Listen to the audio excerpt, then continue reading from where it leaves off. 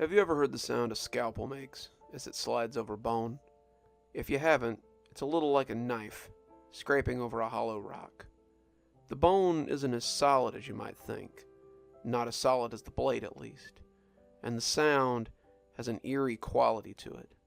The more I reflect on the sound, the more it reminds me of nails on a chalkboard or sidewalk chalk that kids drag over pavement. It's a weird noise that sets your hair on edge, makes you grit your teeth against the intrusive grinding. I've had a lot of time to think about that sound in the years following my wife's death. That was the sound that woke me up that night. It had been a long week. The department had been reeling over a series of brutal murders, and this was the first night I'd gotten to sleep in my own bed. I had been crashing in the break room, sleeping in my car, living one cup of coffee at a time, while we tried to catch this sadistic son of a bitch. I know many cops in the same situation, but as most of us are locals, the desire to see this guy brought to justice was palpable. The killer had been sticking to a specific area. My area, actually. He was killing with no pattern, no particular demographic, but he seemed to be sticking to victims in this particular part of town. They were low to middle income families, people who couldn't just afford to up and leave because a crazy killer was on the loose, no matter how heinous the crimes were. And the crimes were particularly heinous. 7 different victims, none of them having anything in common, had been found with their faces skinned down to the bone and removed. The whole face. It was as though someone had cut the face off, skinned it to the skull, and took it with them when they left. Nothing was ever taken from the apartments. No messages were left. The killer never lingered after doing their strange deed. We called him a killer, but the victims were usually still alive when he left. They died from blood loss afterwards, sometimes living for hours, lying there as they watched their life leak away and screamed wetly. The last one was a store owner, well liked in the community too. The one before that was an 80-year-old grandmother. Before that it was a 19-year-old girl who was popular with the boys in the neighborhood. A bike messenger, a beat cop, an aspiring actress, a high school student who was once a beauty queen. None of these people had even known each other. There was no connection between them except for where they lived, and no one could find a single person that any of them knew in common. The only connection seemed to be that they were all well liked. I had been sent home that night, Captain telling me that I looked like crap and I needed to sleep in a real bed. My wife had been waiting for me. Captain Weems may have called her before I left, and the night had been a good one. She had saved me some dinner, roast, potatoes, things I liked, and we had cuddled on the couch as we watched something on Netflix. As tired as I was, I remember feeling warm just the same as I spent the night with her. When she looked up at me, her head pillowed in my lap, I remember thinking I was the luckiest guy in the world. When I fell asleep after a rather heated session of lovemaking, I found myself looking forward to the next day, hoping that we could catch this guy and get rid of some of the fear that was hanging around like a cloud. When I came awake, it was because of the scraping noise. Some nights, I wish I had just stayed asleep. I lay awake for a few seconds, listening to the scraping sound and wondering what it could be. It was such an alien noise, like a nail dragged across a window. There was an underlying sound as well, a low, muffled sound like someone having a bad dream. I rolled on my side, thinking my wife was having a nightmare or something, and wanting to comfort her. She was prone to nightmares. Her childhood had been less than ideal, and I wanted to wrap her in my reassuring arms. I found myself unable to move, though. My whole body was heavy, my muscles unresponsive, and all I could do was lie there and listen to her soft groans and husky moans. I was trying to move, but this was different than the usual sleep paralysis somehow. This felt like being out of my body, unable to control it. Then my eyes tracked to the mirror that sat atop my wife's vanity, and I felt a scream hang in my throat like a piece of meat. I was choking on the scream as my mind tried to process what I was seeing. It was a dream. It had to be. Things like this didn't exist in the real world. This was a nightmare. Maybe I was even the one making these noises that I was hearing. This simply couldn't be happening. I was dreaming. I was nightmaring. I would wake up. This would all go away. The longer it went on, though, the more I concluded that it had to be happening. The thing reflected in the mirror was nearly 7 feet tall. It crouched in the bedroom, leaning over my wife, as it slid one long finger over her face. Its head was large, like a big gray baby doll head, with the face covered by a grotesque mask that looked plastered on. There was a spread of red around the mask's corners, and it looked stretched and frayed as it lay pancaked across the creature's face. The creature's body was gray, long and disproportionately slim, on a pair of spindly legs that disappeared below the corner of the bed. What interested me most, however, were the long gray arms that ended in pointy fingers. Fingers he was currently sliding over my wife's face. He was tracing that long finger along the same track, again and again, and I could just see a trickle of blood sliding down one of her cheeks as I watched helplessly. I could see a trench working its way through the skin, the blood beginning to run more freely as he went. His eyes, his overly expressive blue eyes, followed the finger's path as he worked, and I tried with all I had to break out of whatever held me. The too big head looked up from its work, and I realized I was shaking a bit as I watched him. His hand stretched out, impossibly long, and one of those claws came to rest in my ear. It was cold and wet, like a fish that's been plucked from a stream. Suddenly, my shuddering stopped, and I realized why I couldn't move. This thing had done something to me, had done something to my wife. I was forced to lay there and watch as he went about his work. The process was not quick. Whatever tool he had at the end of his wrist was dull indeed. He had to make the circuit for nearly an hour and a half, and my wife's muffled cries were beginning to become more pitiful. The blood was really coming down now, pooling on the bed and turning the white sheet a deep red. I saw my wife starting to shudder, thinking she might come out of it. He touched her with one of those claws, though, putting the tip in her ear, and she went still again. I was going to have to watch as he took her face off. At some point, I think I realized that. All the realizing in the world, though, wouldn't prepare me for it. Finally, after what felt like days, he pulled the finger back and bent over her. He brought both hands up, 10 scalpel fingers peeling the face I had loved so much from her too white skull. That's the other sound I'll never forget. The sound of my wife's face being peeled away sounds like nothing so much as Velcro separating. I saw it in the murky glass as it came free. For just an instant, I could see the creature's face too. It pulled off the old mask, and I realized too late that it was the face of the shopkeeper we had found a few days ago. It put the face in its mouth, and as it chewed, I could see a face like a swollen potato, its mouth like a carved jack-o'-lantern sneer. Its rubbery teeth chewed at the flesh as those eyes stared blankly into space. It had a pair of way too expressive blue eyes, and for a moment I thought they might have come from a doll. They looked at me suddenly, locked mine as I stared into the mirror. Those horrible blue eyes held my gaze for a count of 20 before it slapped the new face on with a wet chuck sound. Those eyes stared back at me through the eye holes of my wife's detached face, and the creature went out through the window without a second look. Those eyes peeking jealously out of my wife's face were the worst part, and that face haunts my dreams every night. By the time I could move, she was already dead. She came out of it before I did, though. She lay on the bed, gasping wetly and calling for me. I didn't know if she could see me. Did her eyes still work?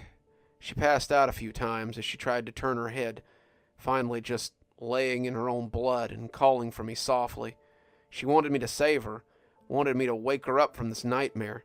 She couldn't be dying in her own bed after having her face cut off. I began to get some feeling back in my arms as her voice trailed away. I could flex my fingers, but my arms didn't seem to want to work until after she had already slipped off. The light had begun to peek in by that time, and I fell out of bed as I scrambled for the phone. I told them everything. I told them about the creature. I told them about its long claws. I told them about the paralyzing dread. I told them how it had taken my wife's face and left out the window. Their response was to send me to a therapist, to give me time to grieve, to have me work with a hypnotherapist, to try to decide if I had actually seen something. I quickly learned that they didn't want to believe what I had seen. They wanted to believe that I had created this monster from my trauma. They wanted me to believe it too, but I wouldn't. I suffered through the bereavement period. I went to the therapists and told them what they wanted to hear. They wanted to tell me that the creature was a way for my mind to cope with what had happened. I knew better, though. I used that downtime to gain information about the creature. There wasn't much to go on. The crimes had all been committed within 2 blocks of each other, all in a central location, all in the part of town that housed several large apartment complexes. I asked around, seeing if anyone had seen anything like it, but I got very few answers. Some of the homeless people told me that they had seen something skulking about lately, but most of them were too strung out to be credible. A few of them led me to an abandoned underground station that had once been central to the area, but now stood abandoned. The homeless didn't stay there anymore, and if they did, they stayed there forever, or so they told me. After a month of bereavement, I came back with the information I had compiled. I was ready to hand it to the chief, but I returned to a very different environment. No one believed that I'd seen a monster steal my wife's face. I began to hear rumbles around the station that I was a suspect now. A 15-year officer had just laid there and watched his wife have her face taken off. Not likely. Seemed more likely that I had been out all night and come home to find her like that. It seemed more likely still that I was the killer, banking on the idea that my reputation would put me above suspicion. I didn't care. I knew what I'd seen, and I took my information straight to my boss. My boss, however, was in another camp altogether. Is this how you spend your period of mourning? I want you fresh, all this monster stuff out of your system. The others, they already think you're unhinged. The ones who don't think it, think you're the killer. You need to be careful talking about this kind of crap around here. Get back to your desk. You're on light duty until further notice. I don't want another word about this damn monster. I seethed behind my desk, already planning my next move. If it was proof they wanted, then it was proof I'd give them. I left early that morning and went to my home to prepare. I packed a bag, took my service pistol, and a shotgun from the hall closet. The little pump action fit nicely in my camp sack, as well as a rope, a flashlight, and some trail bars. I dressed warmly. The November weather was already becoming frigid after dark, and I looked back at my apartment before leaving, unsure if I'd ever see it again. I glanced at my wife's portrait on the mantel, though, and it was enough to send me on my way. This creature wouldn't be wearing her face for long. The old underground was a dilapidated relic, a toothless mouth that gaped out of the pavement. The gate was locked, but I had been told the fence was cut around the back. Some industrious vag had made a neat little hole to scurry through, and I entered the perimeter without much fuss. The sun had begun to set as I flipped on the flashlight, and it cast a red glow across the grimy tiles. The glow was gone after the second staircase, and I was plunged into true darkness. The outside had looked bad, but the inside was a ruin. The tiles had been shattered in places, light fixtures hanging from a leaky roof, and a single train stood like a hulk on a dead track. There was a constant sound of dripping water, a constant sound of scurrying feet, and it was easy to imagine that this was what Bilbo Baggins had found under the Goblin Mountain. I found myself swinging my flashlight around at every sound, my years of cool police training melting away as I descended into the station. Near the tracks, I found a handprint that looked red with dried blood.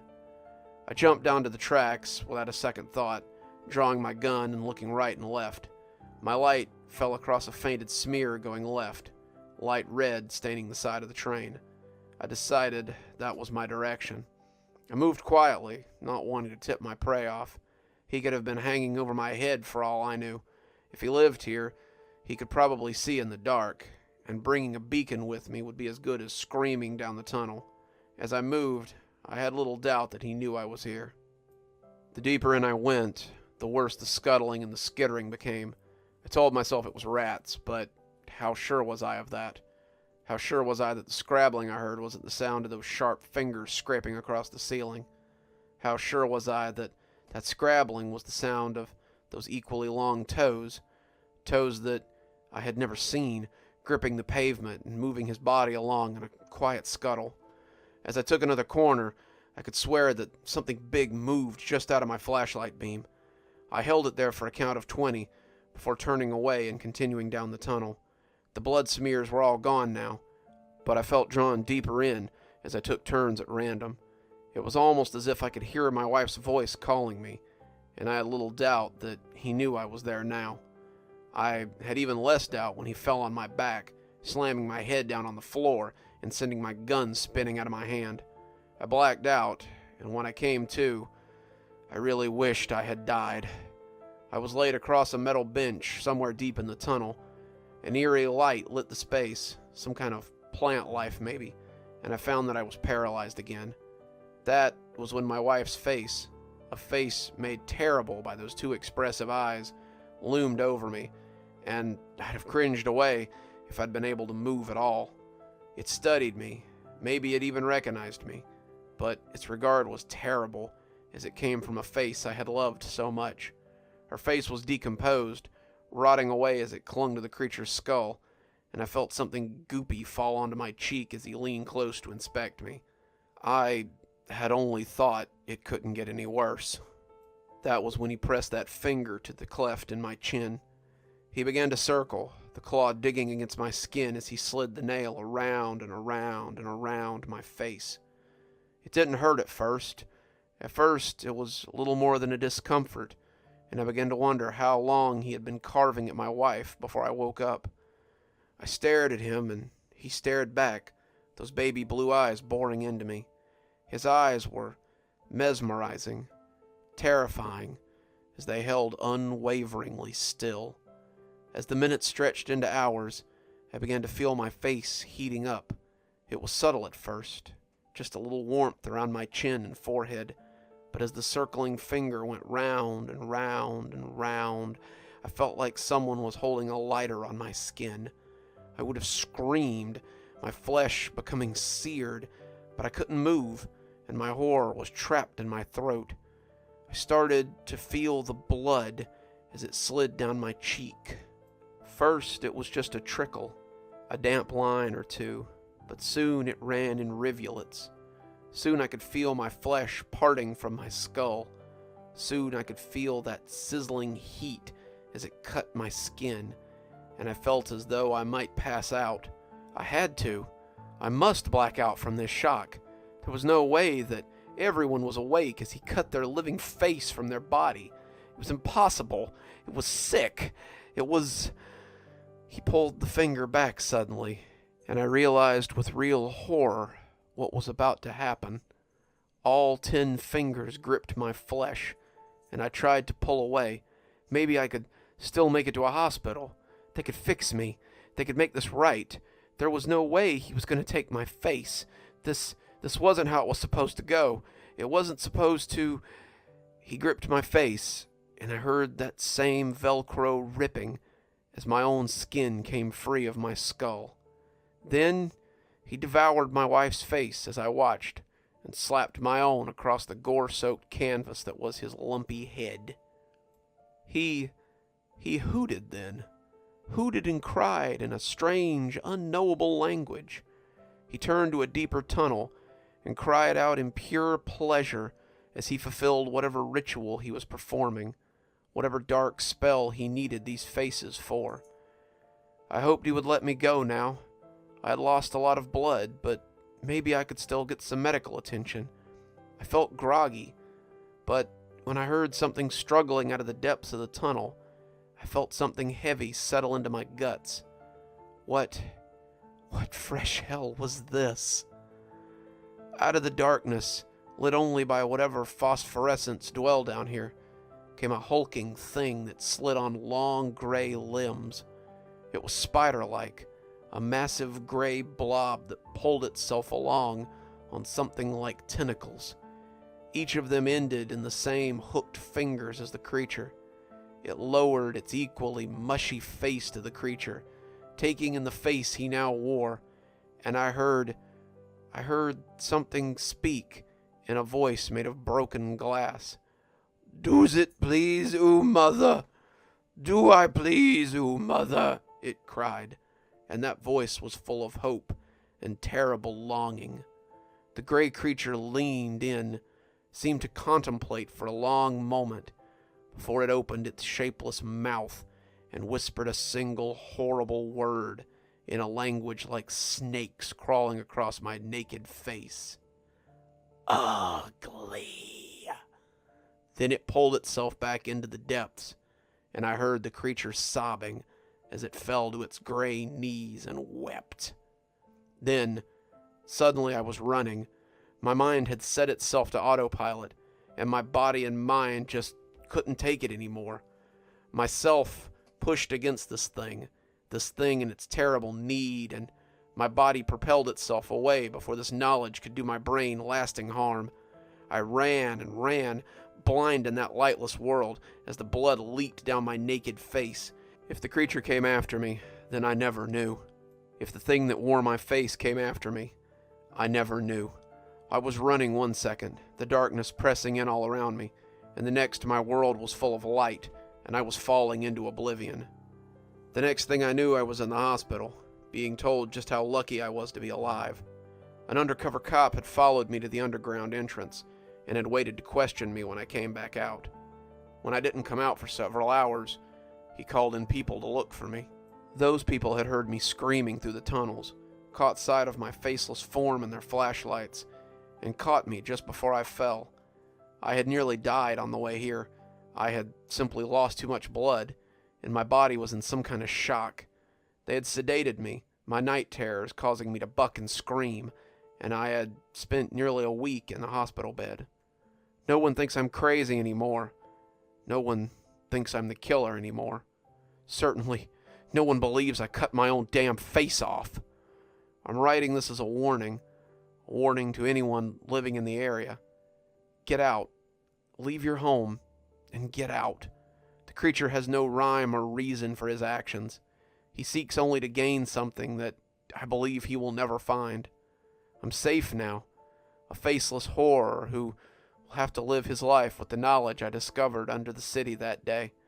But you needn't suffer my fate. Get away from the Cheapside.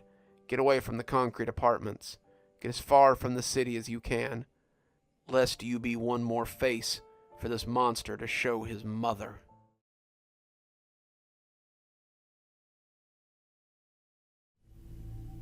I met my husband when we were in college together. I was working on my bachelor's degree, helping out in the library for some needed extra cash, when I first laid eyes on him. He was not the usual sort of man I fancied, more bookish than muscly. I found him charming in his own way, and we struck up a friendship. He told me he was a writer, that he was working on a book of short stories to submit to a publishing house. I offered to read them, and from that moment on, I became his biggest fan. His stories were so visceral. He wrote not as a writer, but as a first-hand observer, and it wasn't long before his work was noticed. We were living together by then, our library friendship having blossomed into something more, and I could see how giddy he was when the letters came in from Bowding Publishing. When he read how they wanted to publish his book, I think it was the proudest moment of his life. He kept writing for Bowding, his stories finding a niche with the horror community. He also started selling his pieces to magazines and online sources, getting his name out there and becoming more recognizable. As his fame grew, however, he still jokingly called me his biggest fan. I couldn't argue with him. I genuinely loved his work. He wrote the sort of stories that were genuinely terrifying and enticed the reader to keep reading until the very end. As his stories grew in number, I found myself curious about where they all came from. My husband, we'll call him Michael, was a mild-mannered fellow who had never really experienced anything horrifying in his life. He described his childhood as benign, no broken bones or funny uncles. His family was loving and doted on him constantly. He had never been without. He had never really suffered, and I found myself very curious about where all these nightmares came from in such a beautiful mind. Then, over drinks one night, he told me. He didn't like to talk about, where he got the stories from, not when he was sober. He always said that discussing the creative process was boring, or that his story's technical aspects would bore me to tears. I wasn't fooled, though. Beneath his jokes was something colder, something fearful. So one night I pressed him. He still didn't really want to talk about it, but I persisted. Finally, after a lot of coaxing and some strong whiskey, he all but blurted his answer to me.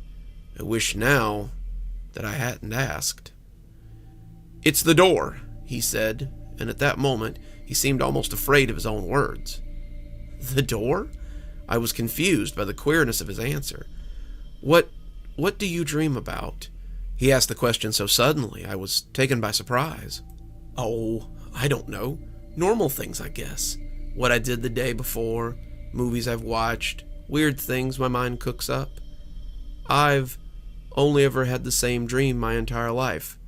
It's always the same. It never changes. It's where I get all my ideas." I leaned forward, intrigued by what he was telling me. He seemed emboldened by my attention. "The door lies in space. At least I believe it must be space.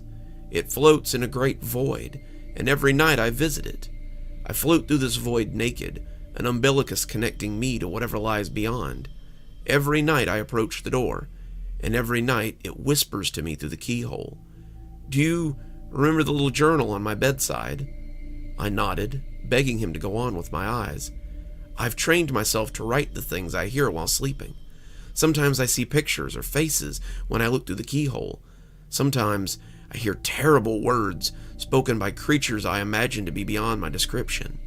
Sometimes I have to close my eyes and will myself awake because I'm afraid that the things they tell me will drive me insane. When I wake up, I read what I've written down, which becomes my stories." I was shocked.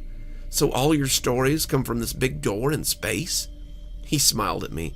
"It sounds silly when you say it like that, but yes, everything I've ever written was spoken to me by something on the other side of that door."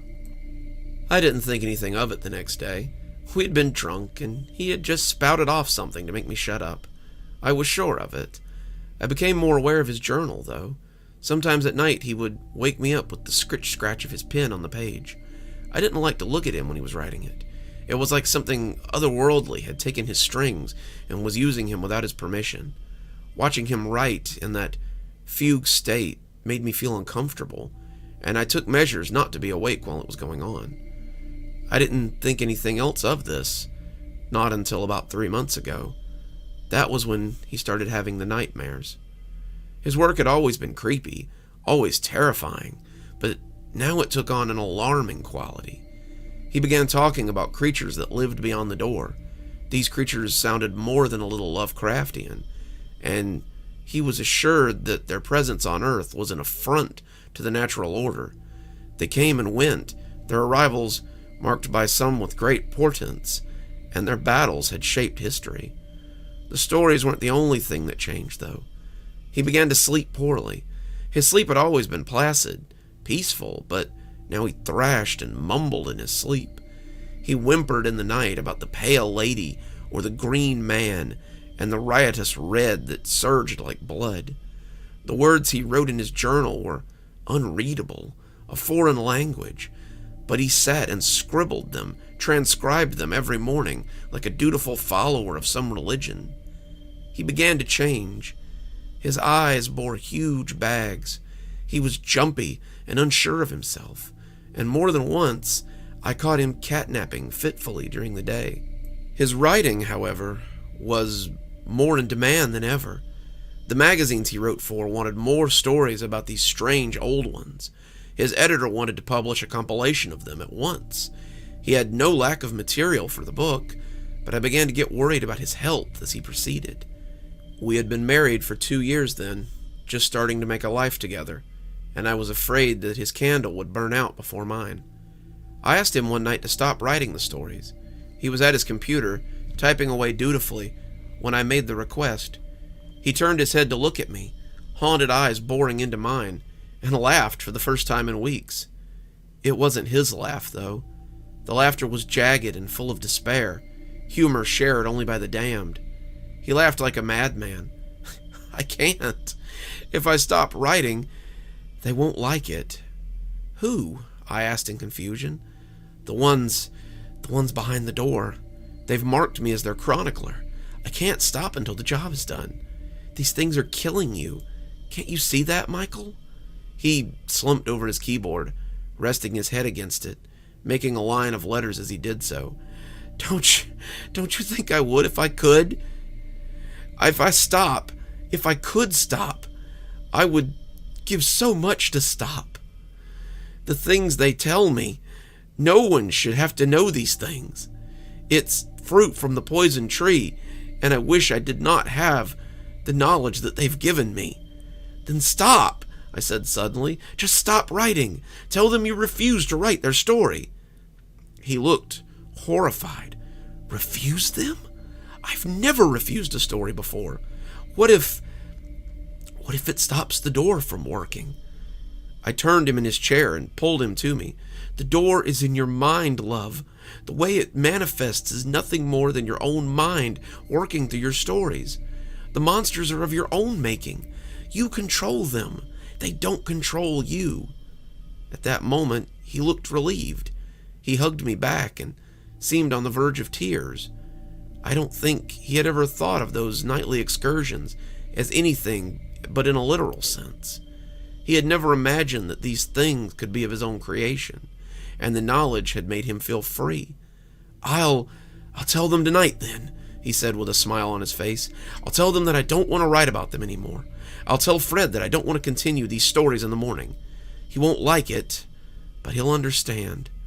He went to bed then, and I figured that would be the end of the nightmares. I was wrong. He woke me in the middle of the night, screaming. The back of his hand hit me in the face, and I rolled awake to the sound of him screaming. He was thrashing around, clutching his stomach and kicking his legs frantically. I tried to wake him. I know everything says not to do that, but I wanted him to wake up.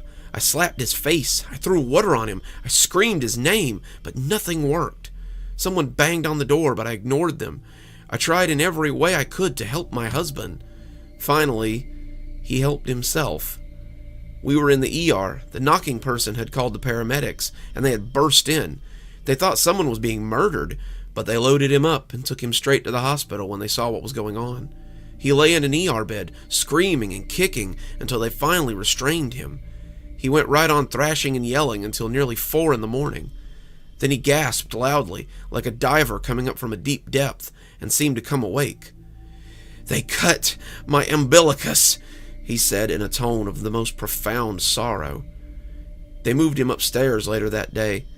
The doctor who talked to him was afraid that he might hurt himself, and I was a little worried too. For the next 2 days, he sat strapped to a hospital bed, fighting sleep. He couldn't sleep, he told me, because he would have no way back without his umbilicus. I would be lost forever, and my consciousness would float forever in that void. He told me how he had told the thing behind the door that he would no longer write its story. I had assured him that it was all in his head, that it was a product of his imagination. When it had burst through the door and screamed, he knew it was all too real. He had run then, fled across the void, but the creature had wings and it had chased him. It defies description. Its legs were equine, its head like living rock. Its body was made of stars. I don't know, dear. Its mouth was full of fiery teeth, and when it lunged at me, I could do nothing but flee. As he had run, the thing had slashed at him. The clawed hand had torn at his umbilicus. Michael said a pain like a rending scythe had torn through his belly, and as he writhed, he could see the fiery teeth sever the root from him. He had caught the end then, using the last of his strength to grab the trailing end, and pulled himself out of the dark place, a little at a time. He was afraid after that, afraid to go back, afraid of what might be waiting there for him. He fought sleep for the next 3 days. He would nod and awaken, but it seemed harder for him to come back every time. He begged his doctor for caffeine pills, for coffee, for anything to keep him awake, but the doctors thought sleep would be the best drug for him. They fiddled with the idea of sedating him, but I forbade it. When they threatened to get the police involved, thinking I was somehow responsible for this, I threatened to call a lawyer. Finally, we reached a shaky standoff. It was moot after day 3. I lost the fight first, drifting off as I sat by his bedside. When I awoke, he was gone. He's in the ICU now. His coma is deep, and the doctors are afraid he might have suffered a stroke. They don't know about his nightly travels. wouldn't believe me if I told them, but I know what's been happening to him. He's adrift in the void now, maybe already dead at the hands of this elder thing, and there's nothing I can do to get him back. But maybe there is something you all can do. My husband could not be the only one traveling to this place. Some of you must have heard the whispers through the door as well. If you see this door, and if you find my husband, please bring him back. I don't know how you would, but please try.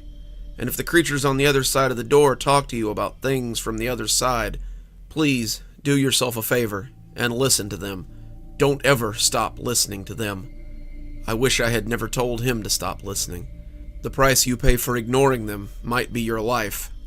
The price might even be steeper than that. It's something I'd heard my whole life, though it's never been this clear. If I make this shot, the world lives. As a kid, it would wrestle across my brain like a flock of birds. Sometimes if I was thinking hard about something, and sometimes when I was just being quiet and trying to focus. It was never distracting, never something that tore me away from my day-to-day life, and in fact, it made me feel safe. It wasn't even in my voice, not any voice I was familiar with. They say that when you talk to yourself, and your internal voice talks back to you, it's still your voice. This voice wasn't like anything I'd ever heard. My whole life, it sounded like the same childish trill.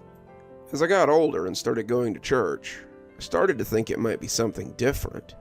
I noticed that the voice always came before something good, giving me the confidence to try things I wouldn't normally do. I'd hear the voice just before a test, or right before I stepped up to bat, and I'd know that everything was about to turn out great. The more it happened, the more I became convinced that I was special. The longer it went on, the more I thought I was hearing the voice of God.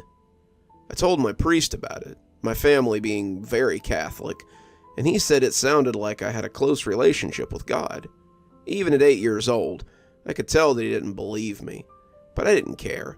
I knew what I was hearing, and I knew it was important. The more it pushed me towards success, the more I started saying it to myself like a mantra. I'd say, if I make this shot, the world will live, just before I went on stage for a debate. I'd say, if I make this shot, the world will live, just before I took a test. I'd say, if I make this shot, the world will live, just before I hit a ball, or threw a basketball, or did anything I wanted to succeed at. And if I heard the voice say it back, then I'd know that I was about to do great things.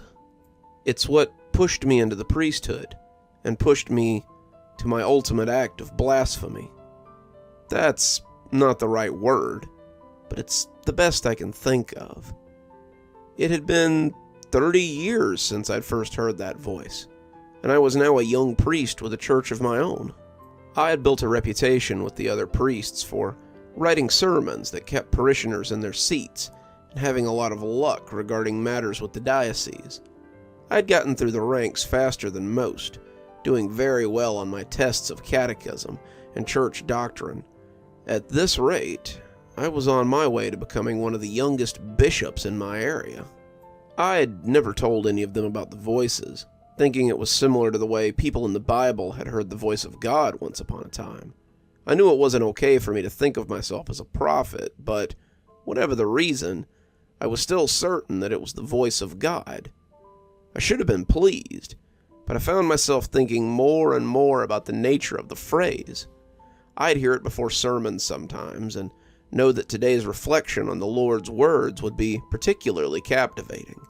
I still said it to myself before doing anything, and I realized that it'd become kind of a lucky charm to me.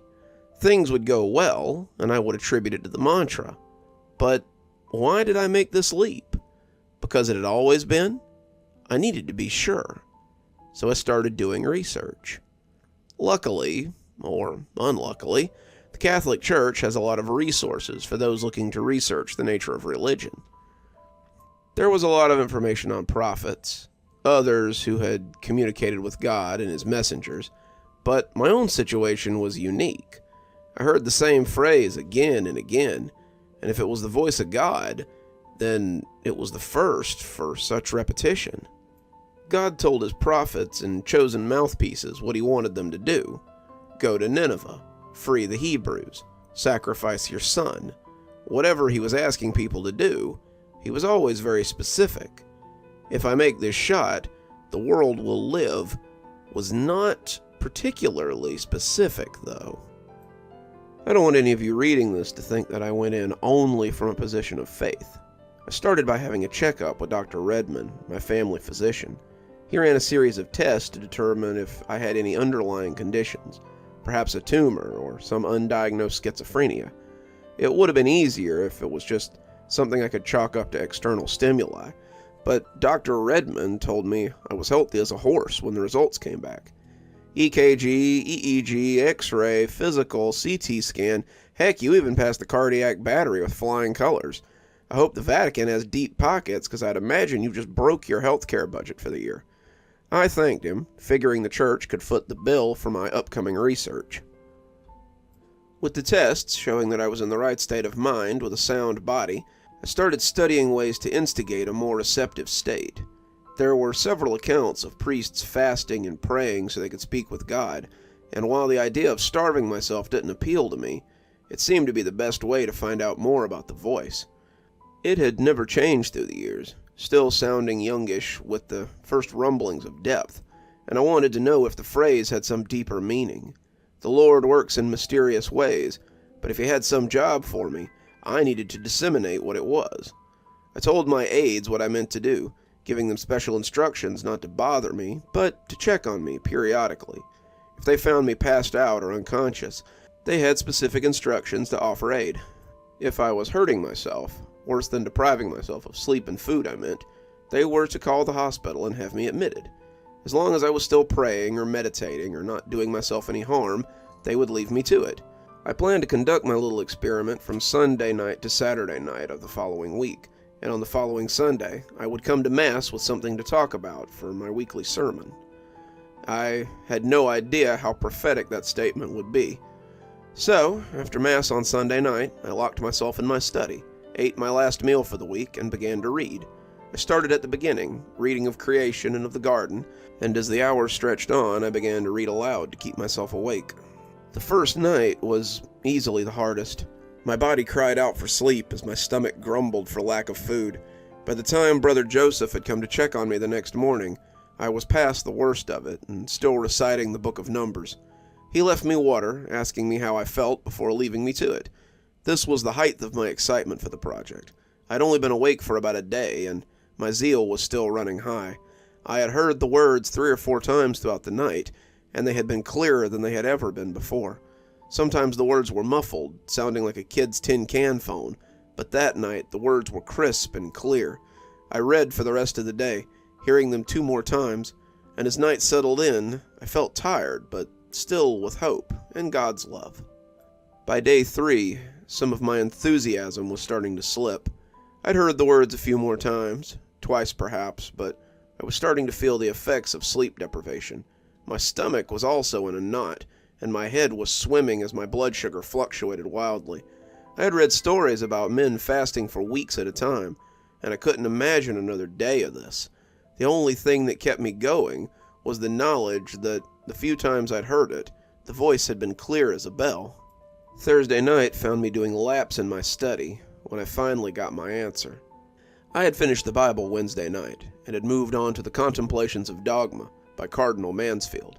I had thought about praying, but it was tempting to sleep if I wasn't walking. I had been awake for 4 days now, and my desire to rest was almost as invasive as my desire to eat.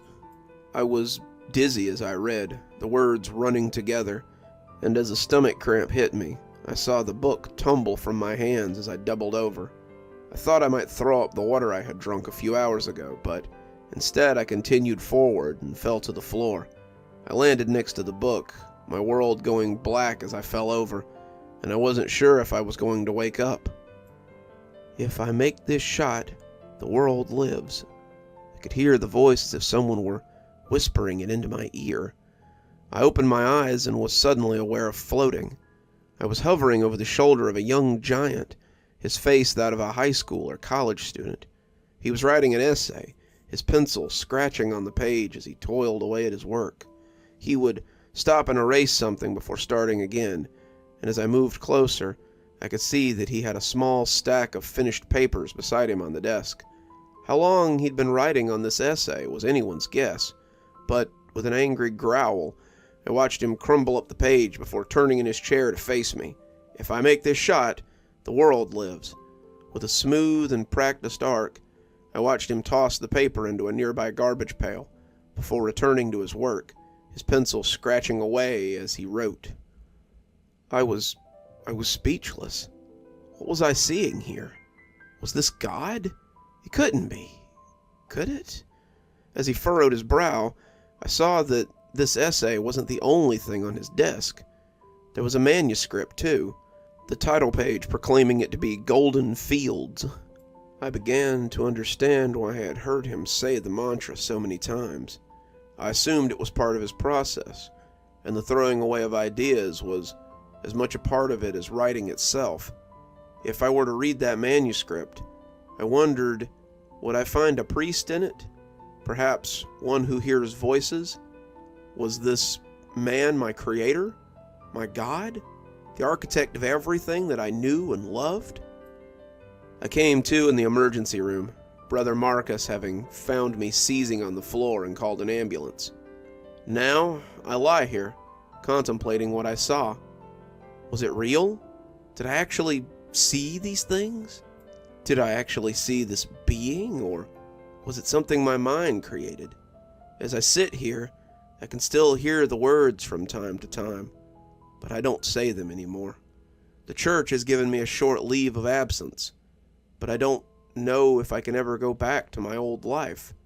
How can I preach of God and glory while I know in my heart that we exist because of a single being and his ability to throw a paper ball into a hoop?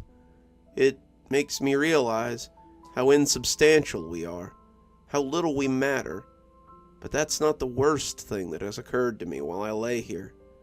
As I sit and listen to the listless beeps of the machine, I find my mind circling back to the same question again and again. If he should miss his next shot, what would happen? Would we ever know? If he missed his next shot, would we continue to live, or simply snuff out into non-existence?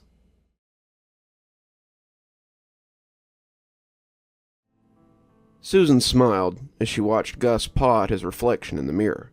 "Did you find another cat to play with?" she asked, and Gus looked back with a meow before pawing at his reflection again.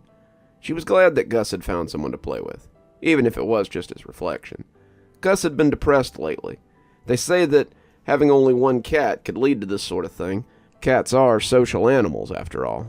Gus couldn't really play with any of the strays outside Susan's apartment, because she was on the 3rd floor, and a little out of reach for even the most nimble of the wandering felines. That didn't stop Gus from standing on her balcony, though, meowing at the cats below and trying to get their attention. Susan thought it was kind of sad, watching him paw at the screen as he called down to the cats who lived their lives in blissful freedom. But the apartment contract had been very clear on their one pet per unit policy, and Susan didn't want to move just so Gus could have a playmate. Gus was a big orange tomcat that Susan had found wandering near her parents' house before she moved out. He'd been a scrawny little kitten when she'd found him, and she had fallen in love with him almost instantly. Susan had just gone through a bad breakup when she had stumbled across the sad little kitten near the garbage cans one morning. The little fuzzball had helped her get through her loneliness, and she liked to think that she had helped him as well. When she moved out of her parents' house at the end of the year, Susan had taken the little cat with her. She and Gus had been roommates ever since. Gus was a great companion, and didn't seem prone to the midnight zoomies or the sometimes destructive behavior her friends complained about in their cats. Gus liked his scratching post, snuggling in bed with Susan until it was time for her to get up, and eating his own food instead of hers. His only real issue seemed to be his loneliness, and Susan could hardly hold that against him. Watching him play with his reflection in the mirror was as cute as it was sad, like a kid playing with his imaginary friend because he couldn't seem to make any real ones. Susan watched him as she got ready for work, and she pulled out her phone as she took some video for Instagram. The scrawny little kitten had grown into a regal orange ball of fur, and to watch him paw at the surface of the mirror was insanely cute. He would cock his head and meow at his reflection sometimes, looking confused at the cat in the mirror, before going back to pawing at the glass. Susan smiled, but there was something just a little off-putting about that confused head turn now and then. She left him staring at himself in the mirror, his game forgotten, as he seemed to be talking to the orange cat in the mirror. Susan came home to find him still sitting in front of the mirror. She asked him if he'd been there all day, and Gus just looked back and meowed before looking back at the mirror again. He was staring at himself, his ears moving back and forth, seeming to Susan like he was having a conversation with his reflection. Growing up with cats, she had seen them sit next to each other and do just that same thing, and Gus's eye contact was more than a little interesting as he watched himself in the mirror. She tried to ignore him as she slid into her PJs, but it was hard the longer it went on. "Come on, Gus, want to watch a movie with me?" she said, patting the bed as she fiddled with the TV. Gus looked up, meowing happily, but then turned back to the mirror and did an oddly unsure little head cock as he took a few steps towards the bed. In the end, Susan had to come get him and take him over to the bed, as the poor old Tom watched the mirror. Susan saw nothing out of the ordinary, the mirror cat just scooped up by her own mirror reflection, but this behavior was wandering into the realm of creepy rather than cute. Gus sat with her happily as Susan watched Friends for the 1000th time, but she caught him glancing back at the mirror more than once as she stroked his silky fur. He wasn't the only one. Susan couldn't help but glancing at it as well, looking at the mirror as if she expected to see something out of the ordinary. She didn't, but it was definitely starting to creep her out. Susan let her keys fall into the bowl by the door, calling for Gus as she slid her shoes off. It had been such a long day. A creepy old man had hit on her at work, the customers were rude, and Susan sometimes wondered why she didn't just quit. She could do better than an assistant manager at a grocery store, and she knew it. If it hadn't been for Gus in this apartment, she'd have likely walked away a while ago. Speaking of Gus, where the heck was he? He almost always came to greet her at the door. She called him again, but there was no response. She went to the bedroom and huffed out in mock outrage when she saw him sitting in front of the mirror again. "Okay, Furface, this is getting to be a little much. It was cute at first, but now it's super creepy." He meowed pitifully when she picked him up, pawing gently as he tried to get away, but she took him over to the bed and sat down with him. He watched her dutifully as she got changed, his fluffy head turning back to the mirror from time to time as Susan slid into her pajamas. And she couldn't help but glancing at it as well. She wasn't sure, but felt like she could see something moving there when she wasn't giving it her full attention. The mirror was the large rolling kind that the apartments often came with, the one on the closet doors. You could see the whole room in it, and it slid to the side on tracks if you needed something out of the closet. It was a nice amenity to have when you were getting ready in the morning, but it was starting to creep Susan out the longer she looked at it. She got that spidery feeling as she put her back to it like something was watching her. When she pulled her hair into a ponytail and turned to put it up, she almost dropped her scrunchie. Gus was staring at her, head cocked, as he watched her from the front of the mirror. She stepped back, startled, and when her legs bumped against the chair in front of the vanity, she sat down hard. Something came off the bed then, and she heard Gus meowing as he looked at her as if to ask if she was okay. Susan looked back at the mirror and saw that it was empty again, save for her own surprised face and the furry reflection of Gus as he stood by her leg. That night was the first time she covered the mirror. She took some thumbtacks and an old throw blanket and used them to cover the surface. It was silly. She knew it was silly. But she felt better when the mirror's surface wasn't looking at her anymore. Gus walked over to inspect her work, and Susan picked him up as he began to paw at the blanket. Gus would just have to get over it, she thought, and she took him to bed and put something on to distract her and her fears. As she scratched his ears, she felt better, and as the night went on, she almost forgot all about her silly fears from earlier. When she woke up, though, she saw that the blanket had been pulled down, and Gus was again talking to himself. This became a daily routine for her. The first thing she did when she got up or got home from work was to cover the mirror and tell Gus to stop pulling the blanket down. Gus would meow when she did this, looking at the blanket and pawing at the covered surface of the mirror, but Susan was unmoving in her decision to keep the blanket up. She would usually pick Gus up as he pawed pathetically at the blanket and take him off to pet him, but it never stopped him from coming back to it. It never stopped him from uncovering it again, and Susan just accepted that this was Gus's new obsession. The cuts on her big fur ball were a little harder to ignore, though. Sometimes, while stroking his silky fur, Susan would encounter a scratch or a bite and wonder how exactly he had gotten it. They weren't the sort of wounds a cat could get from just scratching themselves. At least she didn't think they were. When she noticed a bite on the tip of his ear one afternoon, she actually searched the house to see if another cat might have gotten in somehow. His food bowl never emptied any quicker than usual, and there was never any extra scat in the box. If there was some secret cat living in the house, it was extremely quiet when she was there. The only strange thing was Gus's melancholy seemed to have disappeared. His mood had improved, and he spent less time meowing to the cats below the balcony. The only change was that she had to shoo him away from the mirror constantly. If he wasn't in her lap being petted, Gus was at the mirror or at the blanket that covered it. He never took it down while she was there, but he would put his face underneath it or just stare at it like he could hear someone talking. Susan found this extremely off-putting, but what could she do? The mirror was attached to the closet door, and without it, Gus would be free to leave his long orange fur all over her clothes that she had hanging in there. Also, as much as it creeped her out, she couldn't stand to think of Gus being sad again while she was at work. Then, one day, something changed. She came home to find the blanket down and Gus looking at himself as he always did. "Seriously, Gus? This is getting annoying. I hate having to put this blanket back up every..." But she stopped when Gus turned his amber eyes to stare at her.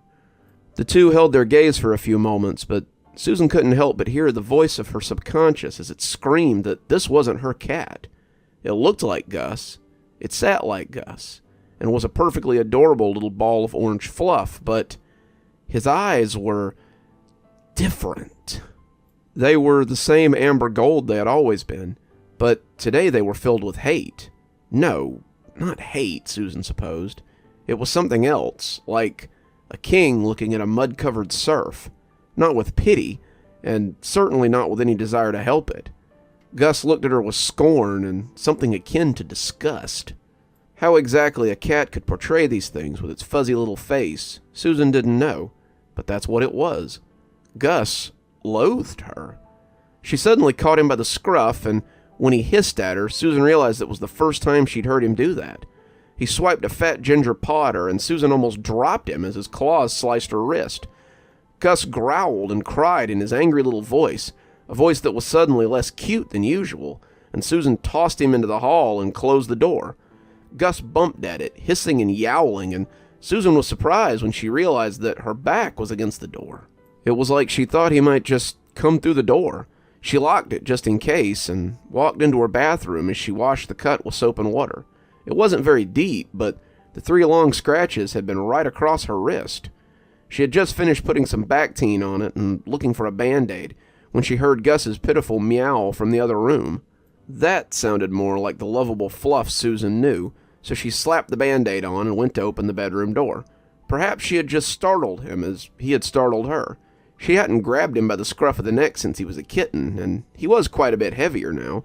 Susan suddenly wondered if maybe she had hurt him, and she opened the door as she prepared to pull him into a hug.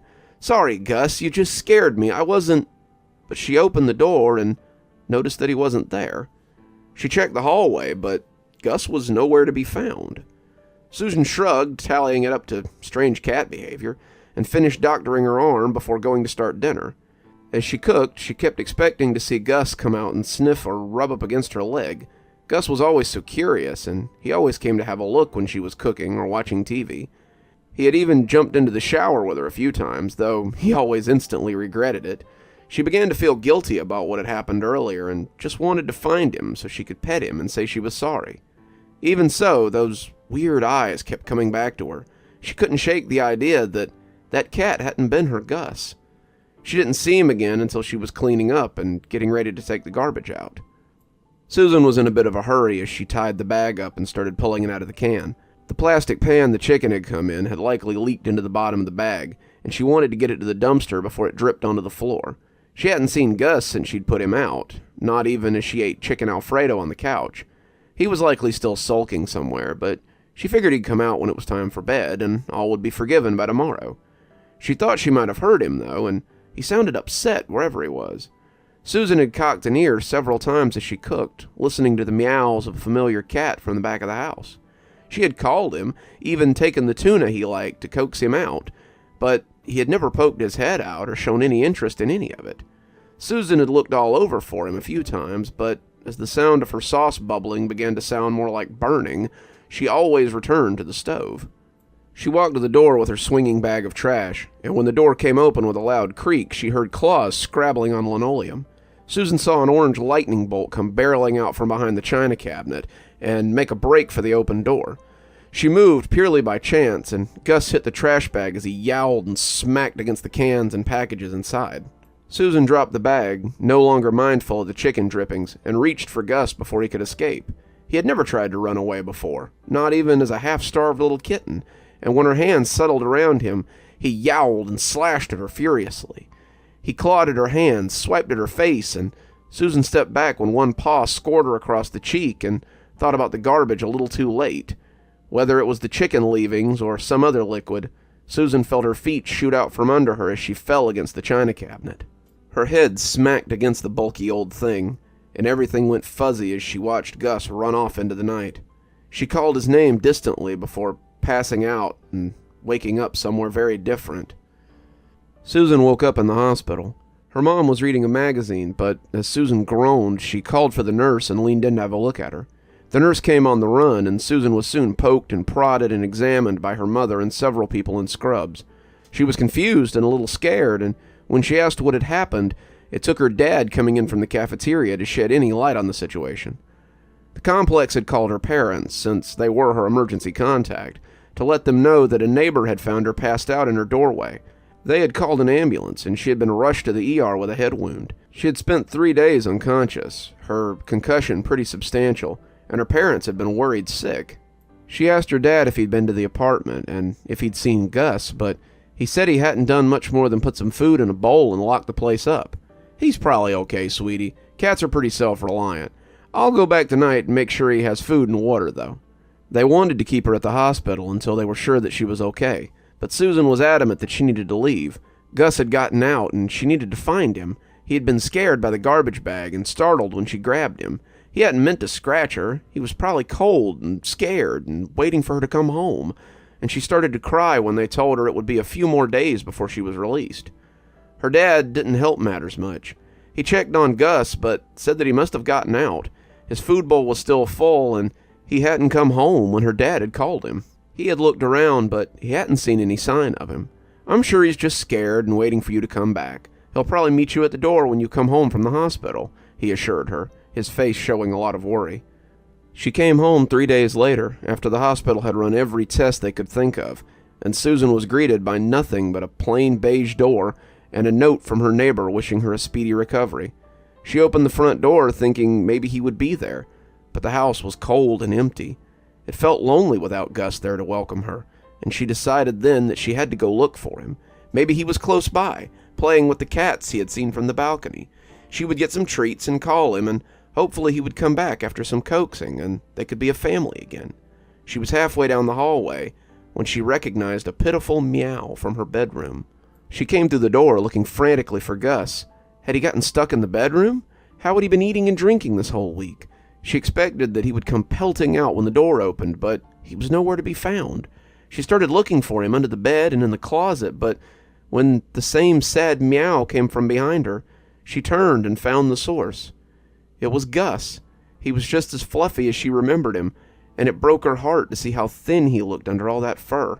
He looked troubled, his eyes darting around as he put a paw up and pleaded for her to help him. He looked sorry, like he would do anything if she could just help him out of this.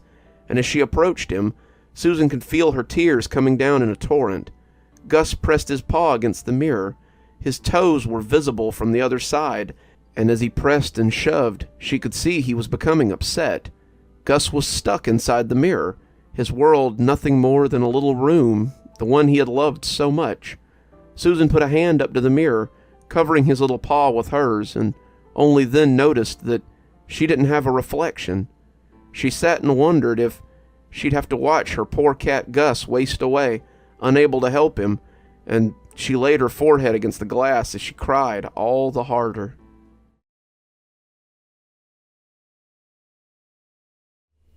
Driving is easily the most boring part of my job. I work as a salesman for an all-in-one printer company. Business has been slow the last couple of years, with the rise of personal printers, but our loyal customer base has really helped us get through these troubling times. That's why I was in Garrison and Marco's attorney at law that day. I'd been trying to sell them on the latest color all-in-one model to replace their current one, which was a few years old. They had sent me back to the office with a will think about it, and I had started my 4-hour drive back to said office. That's how I came to be on the highway behind the truck in the first place. The sun was setting when I left the law firm. By the time I got on the highway, it was already dark. I mingled with the other cars as we merged in with the big rigs that made the interstate their home. I was behind a particularly large 18-wheeler when I first noticed the thing. It started out as a reflection. Have you ever noticed how an animal's eyes will reflect the light? Well, it was like that. I was sitting behind him with my low beams on when I noticed the sparkle from underneath the trailer. It was 3 or 4 small reflective points, and in my mind, I sort of obsessed over it. What could possibly be making those reflections? Some sort of axle? Maybe something ornamental that the driver had stuck under this truck. It probably seems silly to obsess over something like that as you sit reading my story. But when you're stuck in traffic on the interstate, your mind searches for all sorts of things to occupy your time. Whatever it was midway between the front wheels and the back wheels, too far into the truck for me to really make it out. I didn't think it was alive or anything, but it was a fun little mystery. I was stuck in gridlock. Some wreck up the way had brought us to a halt, and as I adjusted the radio in the beat-up old car that gave the salesman a drive, I found my eyes returning to that thing again and again. My brain just wouldn't leave it alone, and I began to create reasons for the thing to be under there. Maybe it was for stability. Maybe it was something he had put under there so people didn't hit the back of the trailer in the middle of the night. Maybe it was just one of those stupid things that people often hook to their trucks just because they can. Whatever it was, my mind had decided to obsess over it. I was watching it when my cell phone rang, and as I fished it out of my pocket, I found my eyes rising to see the thing as I said hello. "So, can we go ahead and put them down for a new printer?" the boss asked. They said they'd have to think about it, but they also said there's nothing wrong with their current printer, so I wouldn't expect to see any orders from them. Damn, I was really counting on offloading a couple of these to the firm. Did you tell them about the added features? Of course I did, sir. And I was about to tell him that I was no rookie salesman when I looked up and almost dropped the phone. The thing I had been focused on for the last 20 miles had moved. It was subtle, but when you've been staring at it for as long as I had, you notice these things.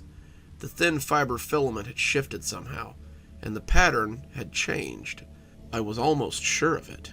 I could hear my boss asking if I was still there, and I assured him that I was. I told him I would be back in the office in a few hours, and he told me just to head home. I could turn in my reports tomorrow. Sounds like you could use the sleep. You're sounding a little jittery. I thanked him and told him I'd see him tomorrow, before hanging up the phone and looking back at the thing under the truck.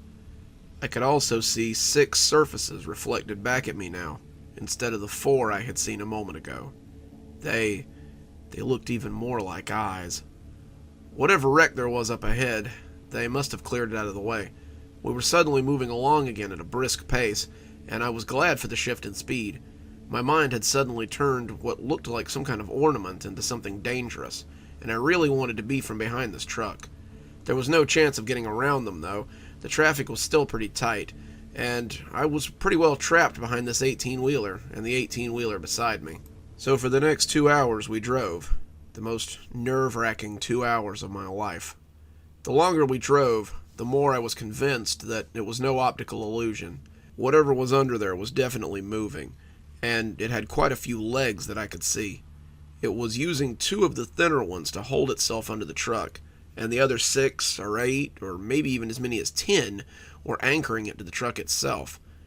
What was worse were all those reflective surfaces that I still thought of as eyes. They were staring straight at me the whole time, and I began to believe that it knew I could see it. I shook my head the first time I thought this. I was tired, I had had too much coffee, and I was just seeing things. These were the excuses that ran around and around inside my head, like a dog chasing his tail. I didn't want to believe that I was stuck behind a truck, carrying a very different sort of cargo.